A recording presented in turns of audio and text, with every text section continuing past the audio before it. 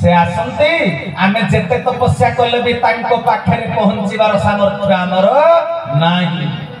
आमे तांको पाखरे पहुंची पारिबा नाही बोली सी विश्व विहारी अबाध प्रवेश तांकर always present Omni present almighty power सर्वशक्तिमान सर्वविदित सर्वकालीन सार्वभौम सर्वतंत्र स्वतंत्र सी कुआडे भी जाई परिबे तांकर अबाध प्रवेश सबुठी तेणु आमे तांको पाखकु जाई पारंतेनी बोली दया पूर्वक सिया आम पाखकु आसंती बुझे पारल पाखरे थिले भी बुझी पारिबानी चिन्हि पारिबानी जानि पारिबानी सी जाई जणेइबे ए देखे मु किए मथुरा को धनुयात्रा को कंस देइजे निमंत्रण अक्रूर मंत्री कृष्ण बलराम को धरि करी जाउछन्ती अवतारवादर कथा सुनंतु या पे कहिबे पुनी साधन सूत्र हां जेतले धरि करी जाउछन्ती बाट जाक तो Akrur full tension full tension कला कि केही न जानिले नाही मु जानिछि मंत्री हिसाब रे ये मामू कंस भण जाक श्रद्धा रे धनुयात्रा देखिबो बोली डाकिनी आ कला डाकिछि मर्डर करिवो रे बाबा शत्रु भाबिछि मारिबो बोली केही न जानिले मु जानिछि अक्रूर रे कंसर जहा त पाप होबो होबो मते बेसी पाप लागिबो मु जानि सुनि छुआ दिटा के धरि जाउछि हाँ वृद्ध काले तू मोहर कोई नंदन वृद्धता कवि नाशने तू हरि चंदन कला माणिक रे हाँ जेते बेले बापा मां वृद्ध काल रे छोटिया छुआटी हेते तेबे कोन हो ना जेते बेले कृष्ण बलराम जदि मृत्युवरण करिवे तबे बेसी पाप काट लागिलो अक्रूर तेणु राजनीतिर शर्त मुताबक अक्रूर जेते बेले जमुना नदी रे जल पारिले बुड़ पारिले कोन हैला सेठी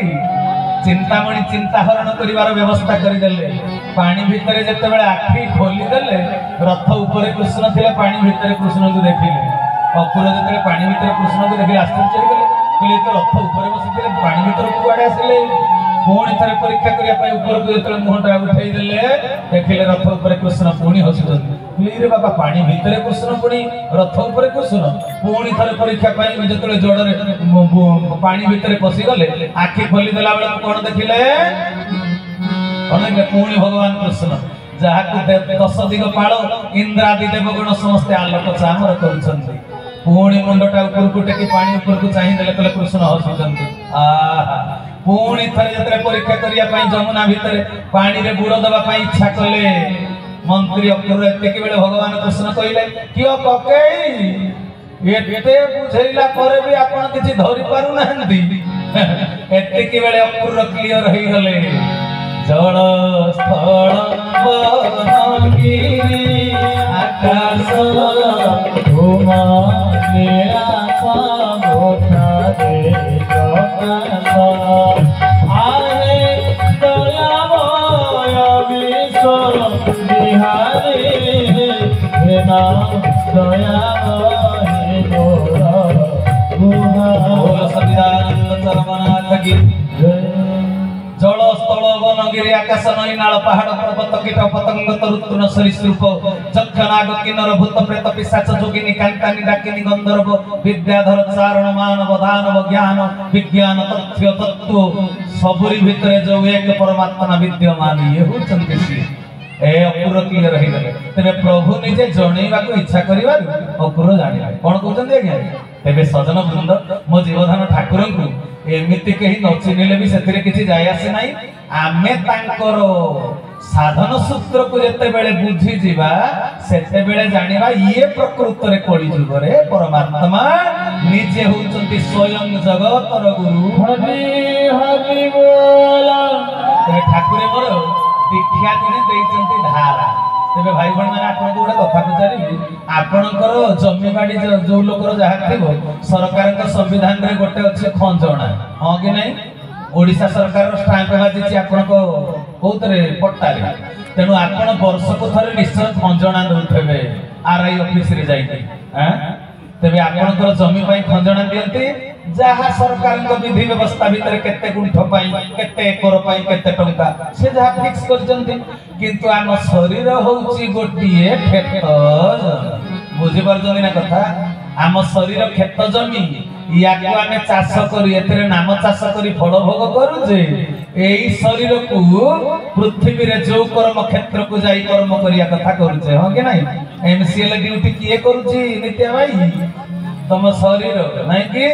शरीर ड्यूटी करू छी मन ध्यान दे कथा को श्रवण करिवे दार्शनिक कवि सेति में लिखि दैथिले चालो गो संगत होई भक्ति पूत जीवांगे गोपपुरे गो आंभ जमी जान 3.5 माण बिकी देवा प्रभु ठारे गो श्री गुरुंग कचेरी रे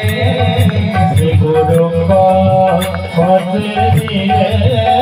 फटा करी देवा तांको नारे गो श्री गुरुंग कचेरी रे श्री गुरुंग कचेरी रे बोल सतीदानंद चरमनाथ की सजन बृंद कले चालक संगात होई भक्ति पुत जीवांभे प्रभु पाखक गले कौन करिया कले आम जमी जान 3.5 माण बिकी देवा प्रभु ठारे आम 3.5 माण जमी को बिक्री करी देवा तेबे दार्शनिक को दृष्टि रे पिंड ब्रह्मांड एकमत न्याय रे ए शरीर होची गोटे खेत जमी तेनु ए खेत जमी रो माप केते आयतन केते सीमा केते 3.5 माण 3 हाथे चाखेंडे शरीर हैला 3.5 माण जमी तेबे 3.5 माण जमी पाई ब्रह्मांड सरकार को केते खंजना देबे पाउना देबे आज्ञा देबे ना देबेनी आ तांको सृष्टि रो पवन को प्रश्वास रे ग्रहण कलो शोष मेंटेइबा पई तांको पानी पीलो धान मुग बिरी हरड़ सबुर बीज देइचंदी सिए बोली खाई करी बंचिजो तेबे भगवान ब्रह्मांड सरकार को खंजना दब ना दबनी तम शरीर रो मालिक सिए तम देह देउल को तैयारी करछे के को कारीगर तम देह देउल को तैयारी कला वाला होचली प्रभु निजे तेनु ब्रह्मांड सरकार को ए 3.5 माण जमी पाई दबा को पड़ियो खंजणा तबे खंजणाटा केते महापुरुष अच्युतानंद मालिका पृष्ठ रे लिखि देले कोन लिखिले मंत्र रे जंत्र रे तंत्र रे बुझिब तिनि टंका ठोणा मंत्र रे जंत्र रे तंत्र रे बुझिब तिनि टंका ठोणा देव मानवरे एही न जानती सर्वे हेउछंती भोणा देव मानवरे एही न जानती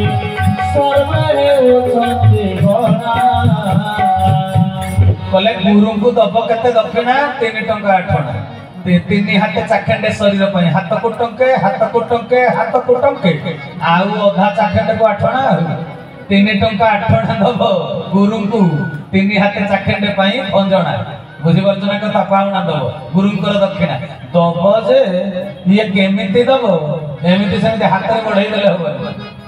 मु गोटे कथा कहूची मु गोटे जागा को जाइतले प्रवचन दवा को सी जने गुरुंकर आश्रित तापर दिन सकाळ पाइगला से भी ब्राह्म मुहूर्त रे उठिले आमे भी ब्राह्म मुहूर्त रे उठिले आमे तांको घरे आमे साष्टांग प्रणाम गला कली एत कोन आंठी पेटेई पकोउचंती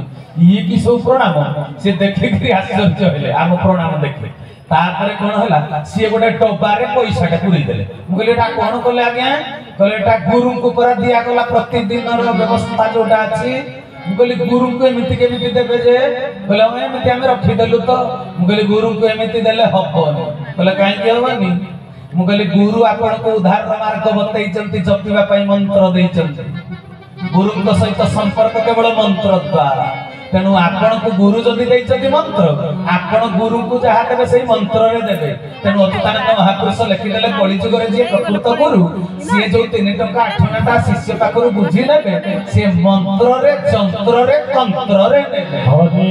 हरि बोला हम शरीर ता हो गोटे जंत्र पुणी हाथ रे काटिबो जंत्र ओंकार जंत्र तापरे उच्चारण करथिबो अंतर भितरे मंत्र बुझि परछ ना हां गुरुकर पालन जोटा करिवो सेटा हला तंत्र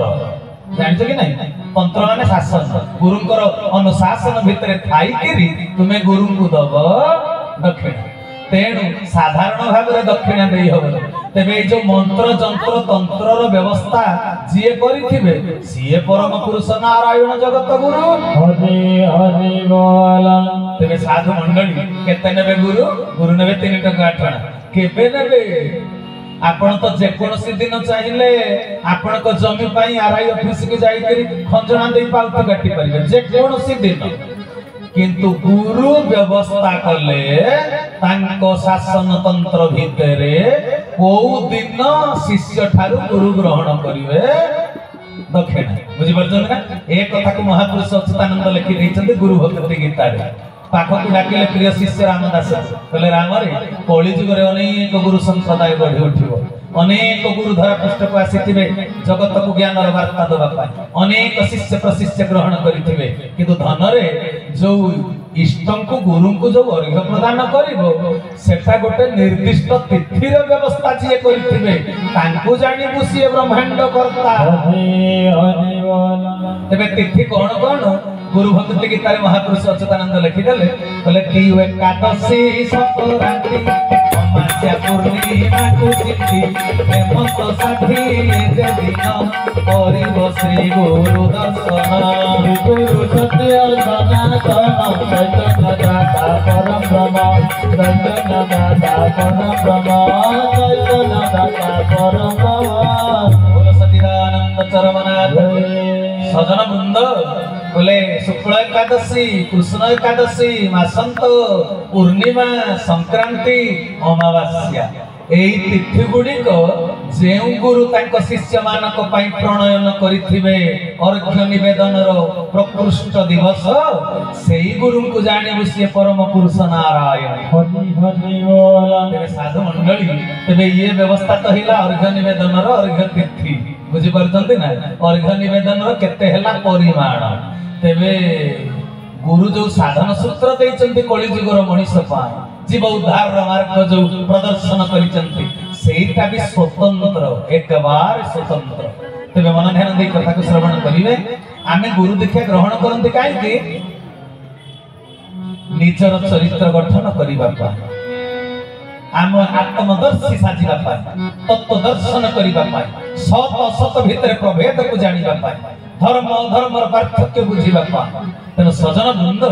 गुरु दीक्षा ग्रहण करिवार एटा हला चरम आ परम लक्ष्य तेबे साधु मंडली आमर चरित्र शोधन हबो आगुरु जहा भ्रम थिला गुरु ज्ञान को जेतले बुझि जिबा आमर भ्रम संशोधन